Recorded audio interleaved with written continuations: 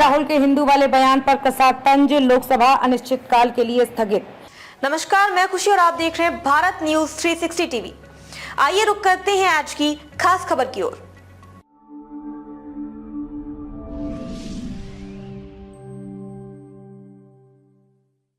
लोकसभा में पीएम नरेंद्र मोदी ने आज राष्ट्रपति के अभिभाषण पर चर्चा का जवाब दिया। इस दौरान उन्होंने राहुल गांधी सहित विपक्ष पर जमकर हमला भी बोला है। उन्होंने राहुल गांधी को बालक बुद्धि कहा है। उन्होंने कहा है कि अग्निवीर योजना पर भी कांग्रेस झूठ फैलाने का काम कर रही है। उन्होंने कहा कि मुझे कुछ लोगों की छटपटाहट समझ में आती है, खासतौर पर ऐसे लोग जो लगातार तीसरी बार बुरी तरह से हारे हैं। हमें दुनिया के सबसे बड़े चुनाव में जनता ने फिर से चुना है और सेवा करने का मौका दिया है। पीएम मोदी ने कहा कि हमने अपने 10 सालों के कार्यकाल में गरीबों के हित में काम किया है, सबका साथ और सबका विकास की नीति को आगे बढ़ाया है।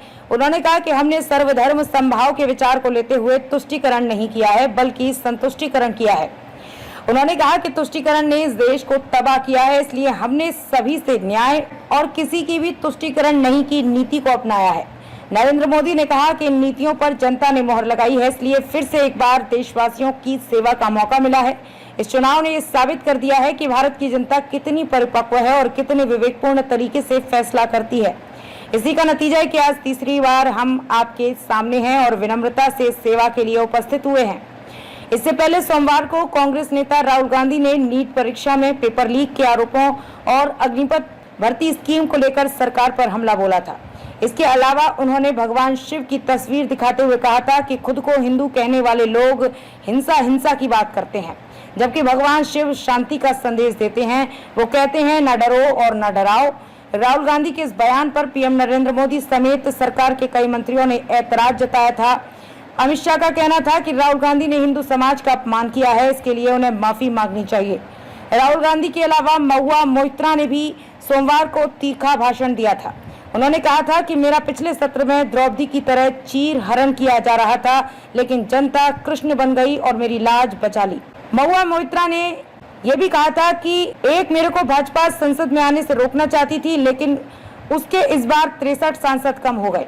आज भी लोकसभा और राज्यसभा की कार्रवाई हंगामेदार हो सकती है। मंगलवार की कार्रवाई अखिलेश यादव के भाषण से शुरू हुई। उन्होंने सदन में एक बार फिर से ईवीएम पर सवाल उठाए। उन्होंने कहा कि यदि हम यूपी की सारी 80 सीटों को जीत जाएं तो भी ईवीएम के खिलाफ रहेंगे। इसके अलावा उन्होंने कहा कि हम कभी भी सत्ता में आए तो अग्निवीर स्कीम को समाप्त करेंगे। यूपी के पूर्व सीएम ने कहा कि ये भाजपा सरकार इसलिए पेपर लीक करा रही है ताकि नौकरी ही ना देनी पड़े। इसके अलावा पिछड़ों के आरक्षण का हक छीनने के लिए भी ये सरकार ऐसा कर रही है। प्रधानमंत्री नरेंद्र मोदी ने लोकसभा में भाषण के दौरान यूपी के हाथरस में भगदड़ की खबर पर दुख जताया है और हर संभव मदद का भरोसा दिया है। उन्होंने कहा, मैं हादसे में जिन लोगों की जान गई है उनके प्रति संवेदना व्यक्त करता हूं।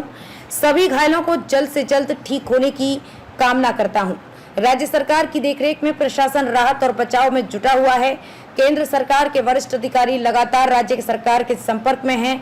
सदन के माध्यम से भरोसा देता हूं कि पीड़ितों की हर संभव मदद की जाएगी। खबरों में अब तक के लिए बस इतना ही। फिर होगी आपसे मुलाकात ऐसी ही एक और बड़ी खबर के साथ। तब तक के लिए नमस्कार और देखते रहिए भारत न्यूज 360 टीवी। ऐसे ही लेटेस्ट अपडेट्स के लिए हमारे चैनल भारत न्यूज 360 टीवी को सब्सक्राइब करना ना भूलें और तुरंत नोटिफिकेशन पाने के लिए बेल आइकन प्रेस जरूर करें।